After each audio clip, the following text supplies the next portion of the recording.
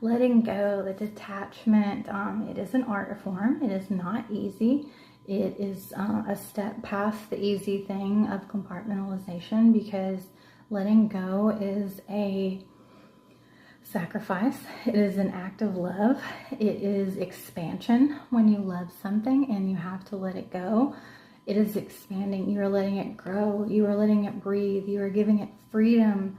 You are giving it the free will of making its own decisions, of using its own discernment, of leaning on their own intuition to let God lead them, because ultimately they are God's.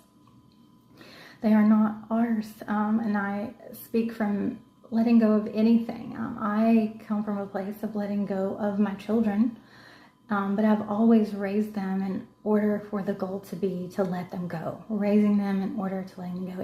Even if nothing dramatic or betrayal or anything painful had happened in my life, that was always my goal, was to raise them in order to let them go, because I didn't want to be this helicopter hovering worrywart of a parent that cleaned up their mistakes and never held them accountable to be able to own up to their wrongdoings and to fix them on their own. That I would be there in the background if they needed to come and do a touch up on something, if they wanted to get advice from me, if we needed to go over something that they were taught that they weren't quite ready to fly solo on yet, or they found themselves in a situation that none of us could have foreseen.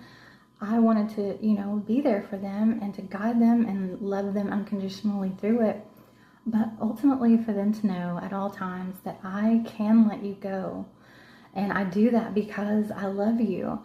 And I will do that time and time again. So I'm not ever going to contract you, control you, to make you do what I want you to do, be who I want you to be, go to this university, play on this sports team, be professional at this, get married by this time, have a baby by this time, have a house, do any of these things that I think that they should do, because we are not carbon copies of each other.